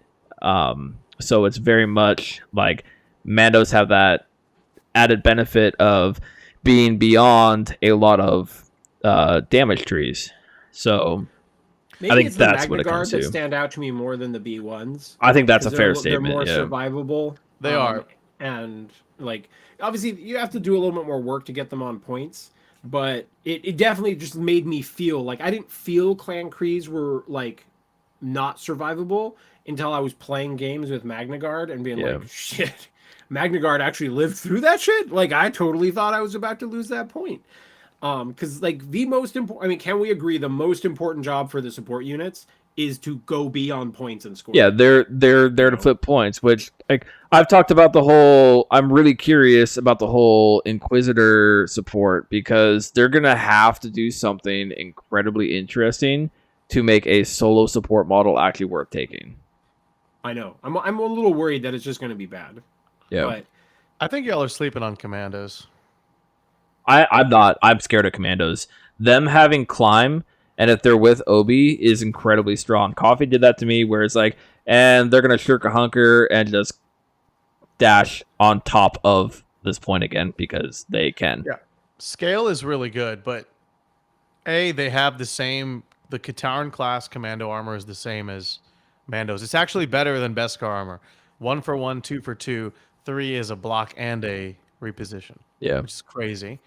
Then they have protection, right? So even though it's only 6 health, it's more like 8 if you really do the math. Yeah. And then they're always going to have hunkers, so they just ignore the first push. I think they're solid, man. I think I'm Big fan. I haven't played Yeah. them. This is not like because I don't proxy it when Yeah. I'm playing online. So Commandos will just seeing impress you. 6 health worried me a little bit.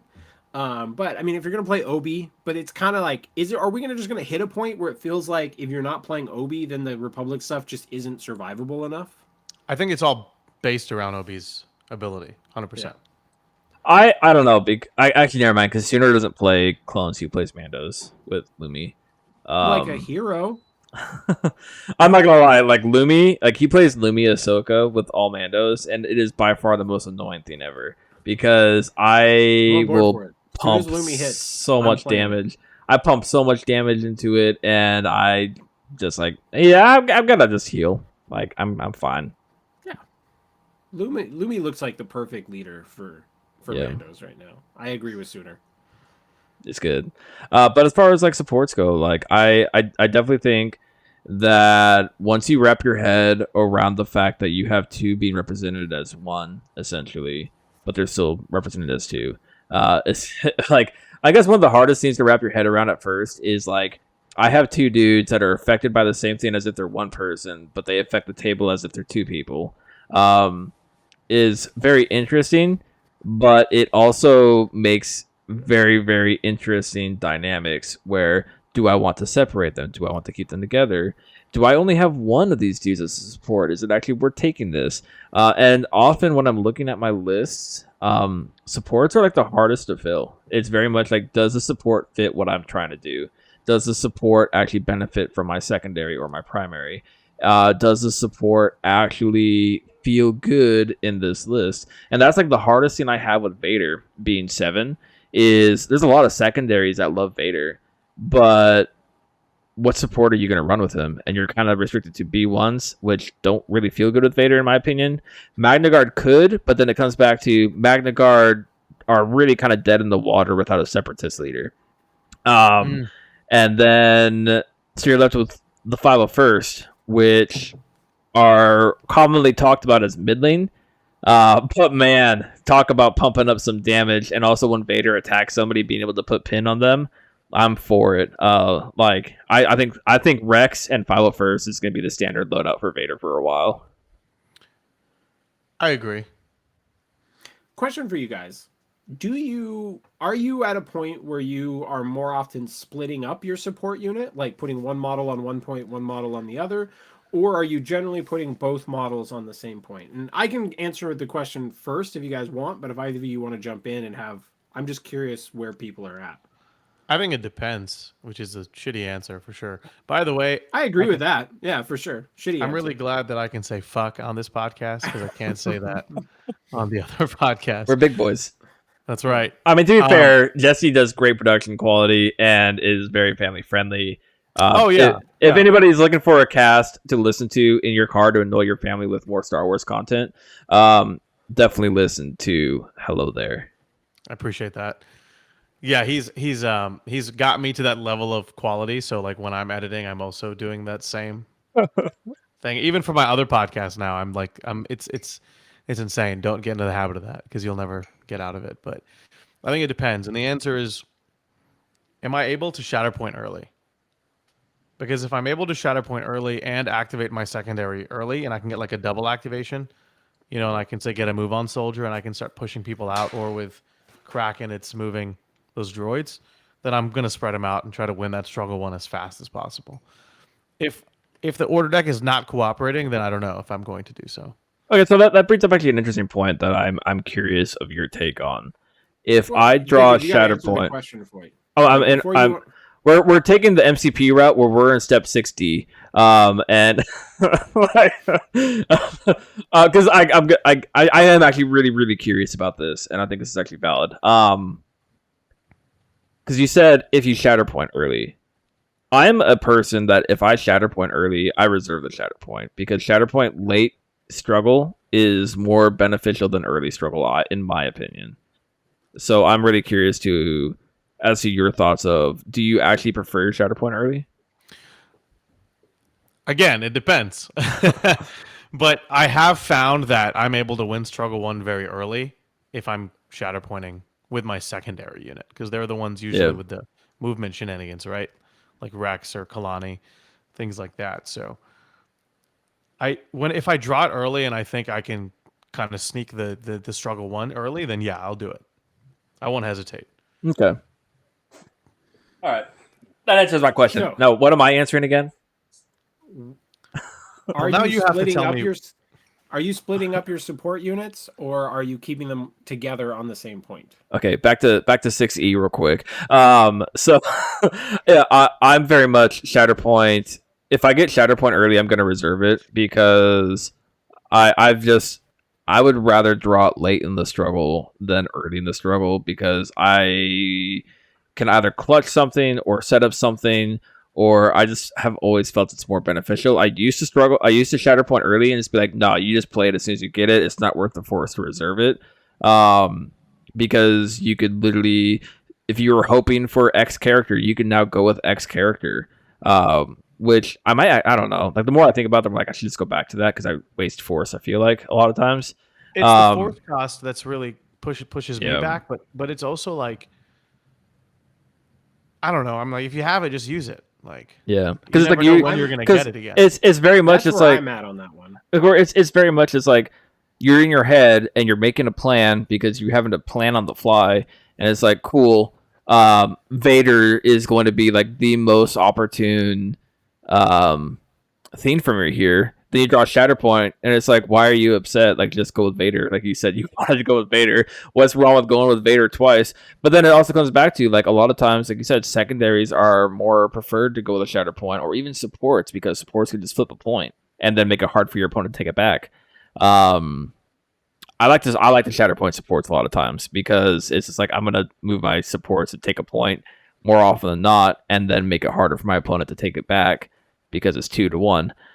And then back to Omnis's question: am I splitting up my supports, or am I keeping them together? I will keep them in the same quadrant of the table, and I typically won't separate them more than that. If they're any past that, I feel like they're too hard to bring back together. And if they're right on top of each other, then they just feel like you're not using them to the max effectiveness.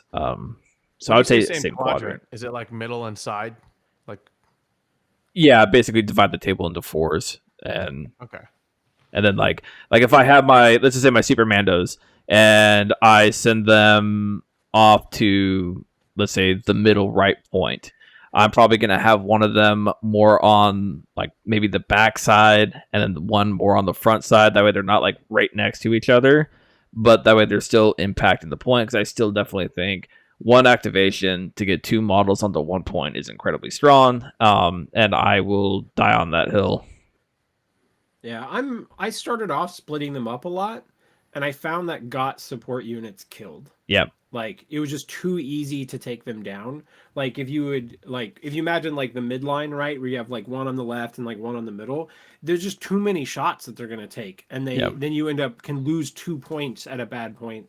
Yeah. And I find a lot of time, as much as moving, having a turn where you get 2 points, unless it wins you the struggle, like, and lets you move on to the next one, I find that I would rather put both of them on the same point and make it really hard for my opponent to take it from me.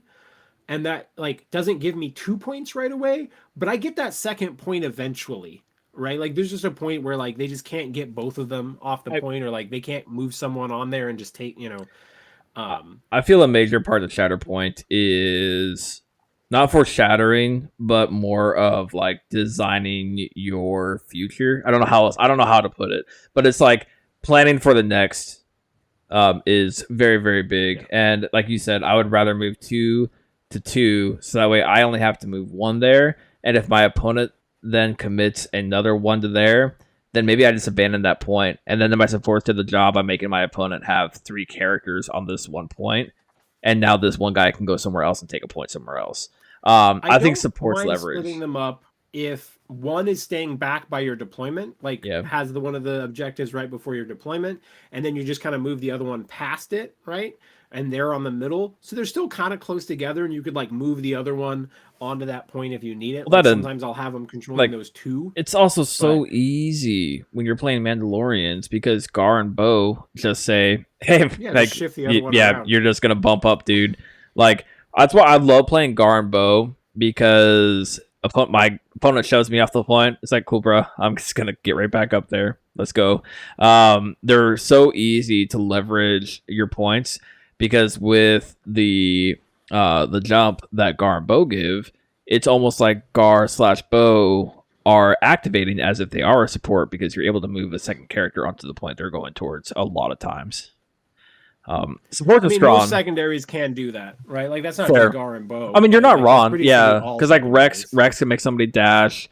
Django can't. Kalani can move 4 support characters, right? Like, I got to do that once, and I was like, "This is kind of dumb." Yeah, that's we what were I'm like saying. Kalani, Shatterpoint, and then Shatterpoint in turn in the first phase of the game is nuts. Yeah, because then Kalani is just like, I go twice. Reserved the Shatterpoint at this point, but I've also never had it come up at what seemed like an awkward point.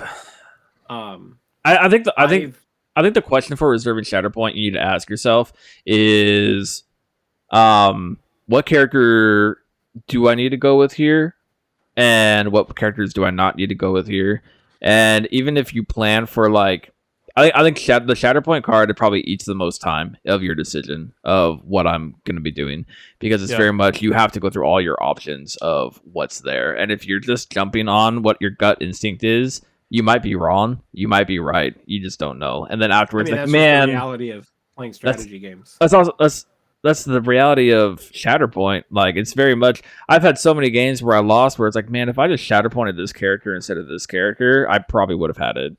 Or I think a Shatterpoint is incredibly hard, and it also comes up to something that we're probably going to do a future episode on. Is it worth saving one force in your pool to be able to reserve something?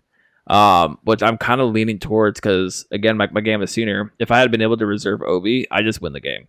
But the reason why I had no force left is because I used it with wounded Mandos to be able to focus and do damage and take a point and take out a character from the game. I almost don't like having any activation where I have access to 0 force. It's terrible. There's a lot of times where almost any activation with 0 force.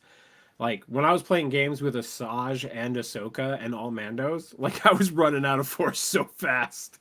Those characters just burn all the force. They eat it. It's just, like, like, force is definitely, like, the biggest resource mechanic in this game. Like, it's probably the only resource mechanic it's worth.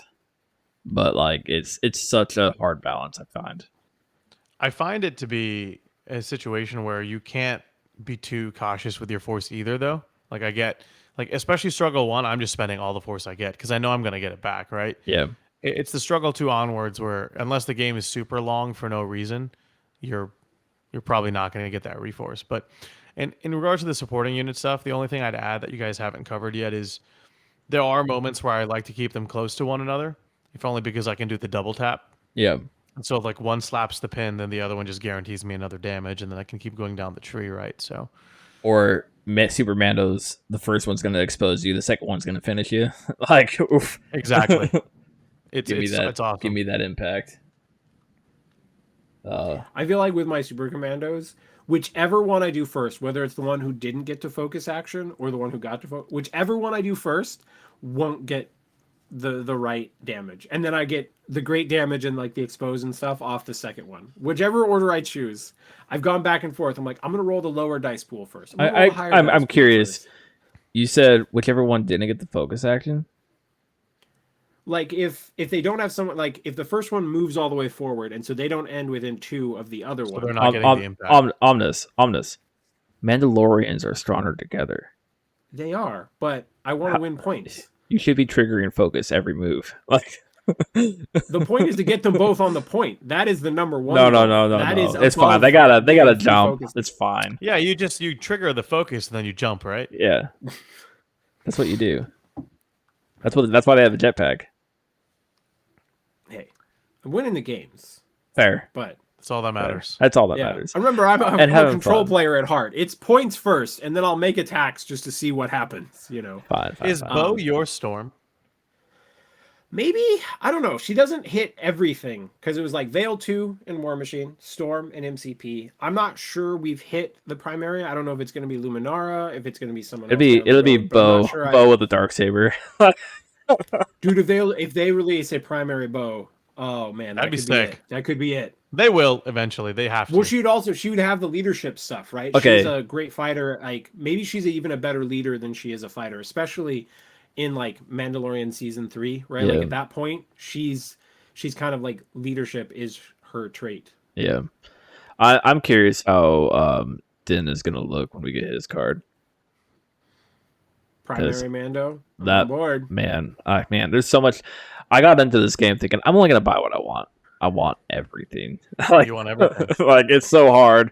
Star Wars. It is. I am pretty much sticking to my gut though, where it's like I don't really care for the good guys. I'm all about the baddies. But is Din's a good guy? Is he? He kills people for a living. Because he's that scoundrel. He's the middle line. Fair. I'll allow it. So okay. So what do we think? What do you think? I guess tags is what they call it in Shatterpoint. What do you think tags he's gonna get? Tags. Mandalorian. So Mandalorian. Night I don't Owls. think he'll have. No, I don't think he won't have Night Owl. He wasn't officially a Night Owl. Maybe they'll actually like. I don't know. Is there a name for his actual clan? Death Watch, right? That's what they are. No. They're not Death Watch, Yeah, They were.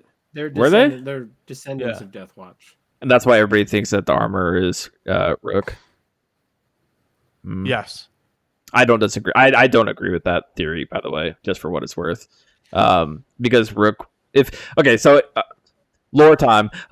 There's a big theory out there that the armor is Rook cast from the Death Watch Mandalorians, who was a devout Mandalorian, but there's no evidence to prove that it is Rook because unless she had, my dad put it this way: unless Rook had a real come to Jesus moment and like really went all fanatical with the Mandalorian faith and all that stuff, then there's no way it's the armor because Rook is not very one for the old ways, other than the fact that she likes war.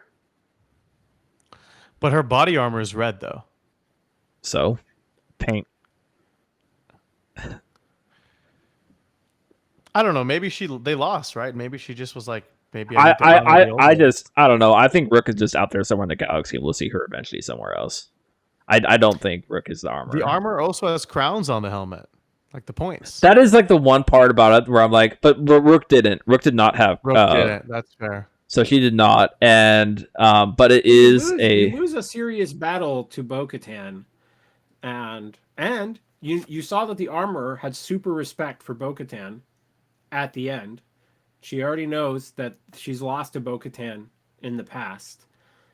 I could see. Also, I don't. If the armor in the Mandalorian series is going to go around beating people with a tong and hammer, why was she not doing that in the old days with the Mandalorian because Wars? she spent like 10 years dealing with what happened on Mandalore, and then how she's going to grow from that moment and be like, I'm not fucking following Gar Saxon or Darth Maul anymore. I want war, but I also want Mandalorians are stronger together.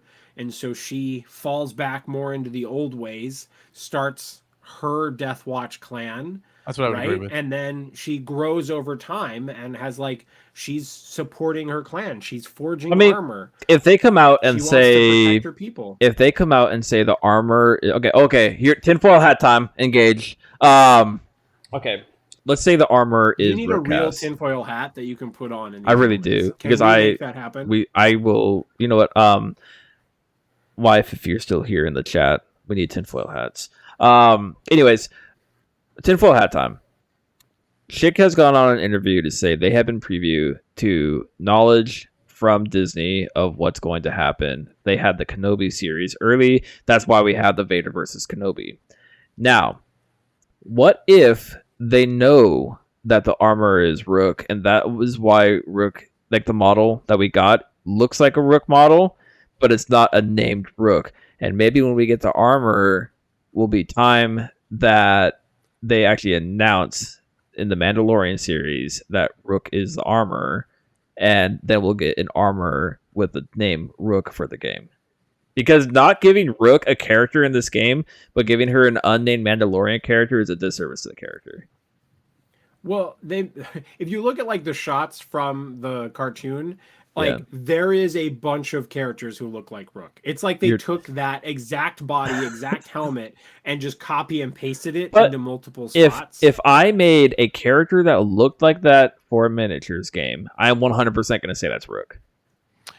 To be fair, if you're gonna pick a secondary, though, you're gonna pick Gar, right? Yeah. It's limitation of the Gar game. is the secondary to Darth Maul. No, I agree with that. And then you don't want to. But there is a world out there where Rook is the armor, which I won't be disappointed if she is, one way or the other. Because then it brings her back into the fold. Could you imagine how cool that would be, like in Mando season 4 or a Bo-Katan series or a Mandalorian, series where the armor is like, we've fought before. And she's like, I was there. That would be such a pivotal moment in that show, man. Like, could you imagine like the tension, like the theatrical tension would be amazing. And she was like, I hated you for years, and then I realized you were right, and that's when I eventually came to the realization that you should lead the Mandalorians and you should unite us. So I think the Mandalorian story is over, personally. Like, they got Mandalore back. They're good. Din needs to just go back to being a Fuck cowboy. that shit. Bo-Katan's the best. There's no way that shit's over. I want a whole Bo-Katan series with multiple seasons.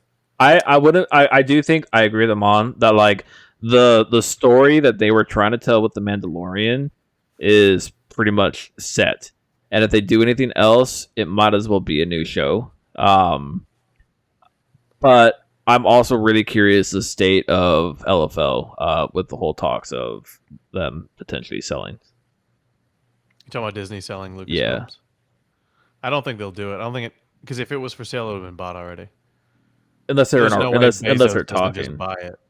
That's true. And that's Who actually a would buy very. The rumor was Lucas was actually in the talks to buy it, but that's been squashed. Did he say something about that? Apparently, his ex-wife said something about it. She doesn't know. She's the ex-wife. She's the one who says everything. Like, I'm the one who made sure the original trilogy didn't sound stupid. But like Warner Brothers is like barely scraping by, right? Like what company would Amazon. even be in? No, I can see. Oh, okay. So Amazon maybe. okay, so here I know we're like way into the weeds here now, but Amazon I could see, which would probably not do the IP any justice either. Lucas I could What see. if Netflix No. acquired Star Wars? Okay, so here's That would be insane. Okay, so here That is would be better than my. Amazon. I agree with I would that. rather it be with Netflix. I than agree with HBO. that. HBO could do I it could see too. HBO, but like my biggest But worry. they're also in that Warner Brothers bracket right now. I don't think they have the money. Yeah. So my biggest worry is who has done the best Star Wars stories in the past 10 years, arguably past like 15 years. The That's- cartoon. That's I don't know. I think it's Clone Wars and Rebels. I don't know. I'd argue Filoni and Favreau have done really well. I don't think anything beats Rebels and Clone Wars, personally. I won't disagree Amon with is that. Correct here. I don't You could be disagree. wrong. Okay, Amon fine. is right. Let's say the past.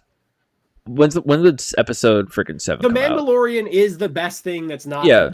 Clone Wars Season or Rebels. 1. of But so Mandalorian is my biggest thing here is like Favreau and Filoni are like the best like modern Star Wars IP tellers, in my opinion, and they're really tied in with Marvel and Disney IP. So if Disney sold off Star Wars, then they arguably lose the best people who's been doing Star Wars.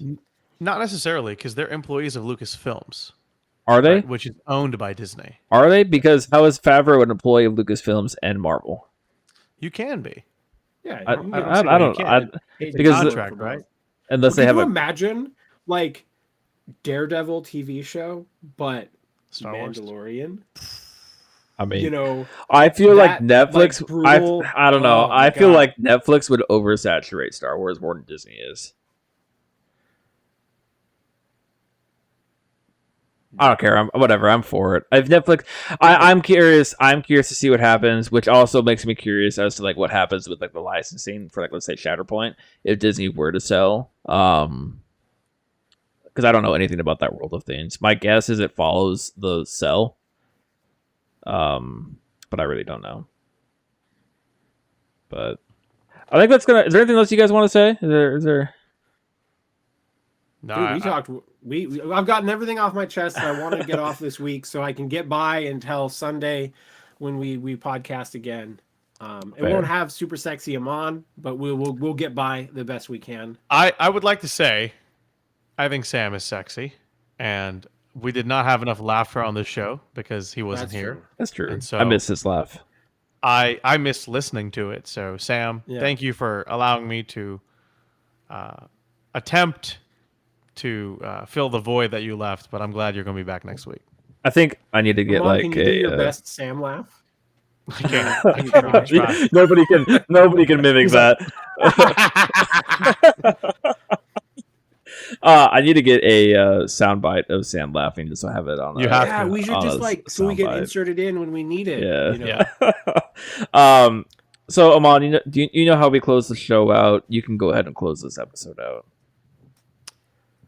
Put him on the Do spot. I know? Is it The most Star Wars thing you the can most do. Star Wars thing you could do? Almost yelled at me last time I tried to do it that way, so I figured I'd just throw you to the wolves. Well, it's okay because the wolf pack is coming with Windu. Okay. Touche. Well, the most Star Wars thing you can do is come up with conspiracy theories about what's going to happen to Lucasfilm. And share them on the Discord. That's right. Discord. All right. Thanks everybody for listening. Thanks for having me. See ya. Yeah, that was super fun. I had a great time. I have to play more Shadow. Apprentice. I'm gonna have to play clones, Stretch out with your but it'll be feelings. 3 weeks in a row. And I have to play I can bring you in play warm, all stuff that I have or I not can bring played. you in cold. Sets, Mandos, clones. Then I'll decide where to go next. Oh, that was fun. That was a great time. I'm probably going to play Republic Vader. No, that's fine. I do think I will throw in like a Maul in Yeah. there so I can run the Maul Vader combo because I think it's awesome. I think the Maul Vader, just so we're all aware, we're still live on Twitch because we do the little ramble period, post ramble. I do think that the Maul Vader is gonna be almost too much aggression for people to really grasp at the beginning. I'm just going to roll dice, man. It's like Malekith. Yeah, that's my immediate thoughts. Is Vader's identity makes Malekith essentially in this game. Like I can now It make almost Maul. feels like Go ahead. Death's Decree Thanos. Right. Yeah, that's fair actually. It's like Might try Vader Dooku at some point. I think my Vader own Dooku storyline, sounds like good. they got together and killed Sidious. Dude, that's play an 8 Force Force game. Yeah. Dude, that'd be fun. Like Dooku, Django, Magna Guard, and then like Vader, Rex, 501st together. That'd be kind of fun. I don't know if it's that good, but I think it would be fun. I think you'd be better off doing Dooku, Django Magna Guard, Vader, Kraken, B1s. Wait, repeat that? I guess you don't have Kalani. I think I want- I think you want I want- Kalani well, if you're doing one- all droids. I'm not gonna have Kraken and the other droids Till for, like, 2 October. months. No, So people say that's pretty September, far down the but road. people say So that September part's for irrelevant. Grievous. What I love is people say September for Grievous, but it's September 30th. It might as well be October. Yeah, that's true. But I think Rex's synergy with Vader is going to make him really fun to play. Like being able Yeah. to give Vader extra movement and like how much Rex synergizes with, his signature ability. The fact that I'm willing to play Rex in the 501st with Vader, I might actually paint my Rex in 501st in black armor. Ooh, I like, swear to glossy God, bro. black? I swear I was just thinking that. Yeah, like that would actually be really cool. Like make him like his Imperial Guard essentially. Or Like, like the this red is. Clone Trooper armor. I think I'd rather do black. I have a second core set. Ooh, I could do. let me see. You won't. You won't. No balls. Do we want like red and black or gloss black? I'm looking it up. What is canon Vader Stormtroopers? I think they're just. I'm pretty sure regular they're. I'm pretty sure Stormtrooper. they're black. No, like his like actual guard. Oh, Darth Vader's guard. Yeah, They're wearing black, but they've got the pilot helmets. yeah, because they're the ones that like he trusts to fly with him. I still think you do it. I still think you make the black clone troopers. That'd be sick. I think that's what I'm gonna do. Make Rex black and with the. Oh yeah, Black man, with that some picture red is accent. so cool. Oh my Is that the one where god. he's going like this. Yes, Behind him? yes, this picture is cool. I'm Share gonna. the Yeah, I got you. I can't do those helmets, but like I'm gonna do this for my And it is Rex. canon because the 501st did follow him. They became Yeah. the Legion, 501st Stormtrooper Legion. Yeah, so I'm gonna make my 501st and Rex black. where are you sharing it? I put it in cast chat. Worth. That's actually a really cool picture too. Just I don't know if I. Oh, here's one. His personal stormtroopers. Yeah, they're all black. Here's another one from a comic that they're all black. Here's it. The Dread Guard. That's what they're called. Oh, okay. Time to Google this. How would you feel about black armor with red visors? That's For I the look what I just sent you Where in is this? in cast chat. Oh, I'll send it to. Let me put it in. Where should I put this? Cantina. I don't I'll put think it. I'm in I'll cast chat. put it in Cantina. Yeah. Okay, so here's like what the Dread Guard are supposed to look like. Black That's with red cool. visors. That I'm gonna do my clone troopers like this. So we have to green stuff cloaks on them, is what you're saying. I can't green stuff cloaks. I'm not good at sculpting. Always time to try. I don't know if I have any green stuff right now to actually sculpt a cloak. But honestly, I'm probably gonna do Rex and my Phyla first like this, and if I maybe get some green stuff later, I can attach a cloak later. Hell yeah. But Big fan. I am for this because this will make me actually want to play Rex. This is sick. There is a part of me that wants to do. I think there are red clone troopers now. And now in First Order there is, but that First wasn't. order. Oh, Yeah, that Yeah. wasn't a never mind. red stormtrooper. I think you could paint them like the red armor instead of the blue, because the red armor was they were on Coruscant, Yeah. and they're the ones who helped attack So the Jedi. those Temple. are the shock guard. They have red markings instead of blue. Yeah, we could do shock guard. But they're their own thing that we'll probably end up getting if we got like a Clone Wars Emperor or Clone Wars Palpatine. This is fair. Which I don't see us actually getting a Dread Guard since Vader actually comes with regular stormtroopers. I'm trying to see who the clone troopers were that attacked the Jedi Temple. Operation Nightfall, right? The one that attacked the temple was all 501st. It was 501st. Oof. All right. Guys, I'm going to jump because All right. I gotta take a break before Hello There recording. Completely fair, and I should get off of here. And I'm actually really I might actually paint Rex and the 501st Dude, like this. And, Do it.